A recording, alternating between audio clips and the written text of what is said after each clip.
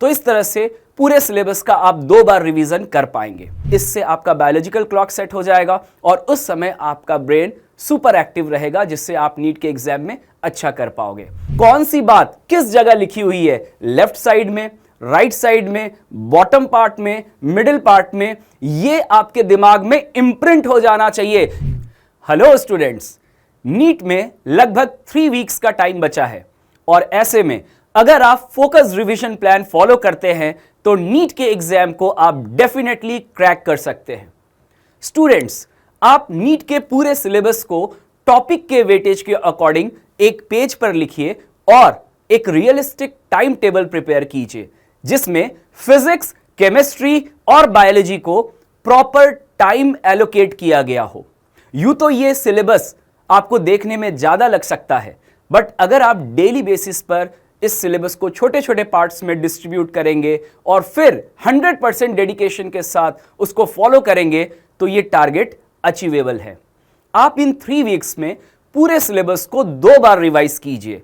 पहले 2 वीक्स में आप डिटेल्ड स्टडी कीजिए, पूरे कॉन्सेप्ट्स, क्वेश्चंस, सब कुछ अच्छे से आप ट्राई कीजिए और फिर लास्ट के 1 वीक में उन्हीं को एक बार फास्ट रिवाइज कीजिए। तो इस तरह से पूरे सिलेबस का आप 2 बार रिवीजन कर पाएंगे। इस समय कुछ भी नया पढ़ना सही नहीं है। दैट मीन्स कुछ भी नया एक्सपेरिमेंट आप मत कीजिए। ईयर लॉन्ग जो कुछ भी आपने पढ़ा है बेसिक मॉड्यूल से, एनसीईआरटी से, उसी का मल्टीपल टाइम रिवीजन कीजिए और ज्यादा से ज्यादा क्वेश्चन आप प्रैक्टिस कीजिए। हाँ, 2 से 5 के बीच का जो टाइम है ये काफी क्रूशियल है, क्योंकि आपको पता है कि नीट का एग्जाम भी 2 से 5 के बीच में ही दोपहर में कंडक्ट होता है।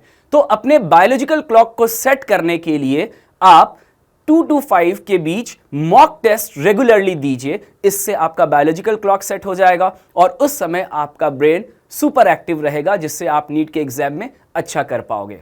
राइट, अब हम सब्जेक्ट वाइज अगर बात करते हैं तो फिजिक्स और फिजिकल केमिस्ट्री जो न्यूमेरिकल ओरिएंटेड होते हैं, जिसमें न्यूमेरिकल्स ज्यादा पूछे जाते हैं, तो सबसे पहला काम क्या है कि जितने भी फॉर्मूले हैं वो आपके फिंगर टिप्स पे होने चाहिए। और साथ ही साथ यहां पर न्यूमेरिकल को जब आप रिवाइज करें तो रीडिंग लगा करके न्यूमेरिकल्स को ना पढ़ें, बल्कि न्यूमेरिकल को लिख लिख करके प्रॉपर तरीके से सॉल्व करके देखिए कि वो आपके ग्रिप में है भी या नहीं। इंपॉर्टेंट क्वेश्चंस जो भी आपने थ्रू आउट द ईयर पढ़ा है उसमें स्टार लगाया होगा, कुछ इंपॉर्टेंट क्वेश्चंस को आपने अलग से मार्क किया होगा, तो उन इंपॉर्टेंट क्वेश्चंस को आप दोबारा से एक बार रिवाइज जरूर कीजिए। और ध्यान रखिए कि NEET is all about speed and accuracy. Never compromise your accuracy at the cost of your speed, but speed is also very important.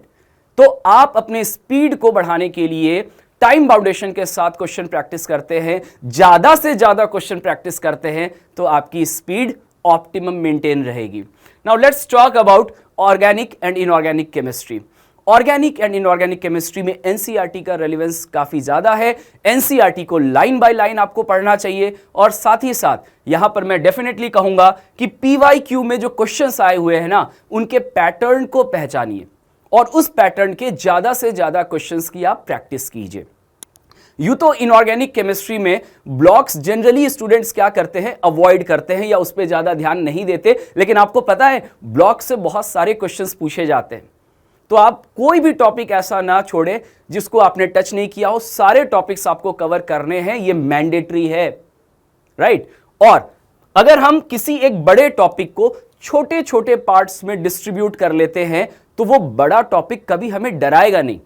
Suppose कीजिए मुझे पी ब्लॉक को पढ़ना है, तो पी ब्लॉक एक बड़ा सा टॉपिक है, बट अगर मैं पी ब्लॉक को अलग अलग फैमिलीज में, छोटे छोटे फैमिलीज में डिस्ट्रीब्यूट करके पढ़ूंगा तो ये बड़ा टॉपिक भी मेरे लिए आसान हो जाएगा।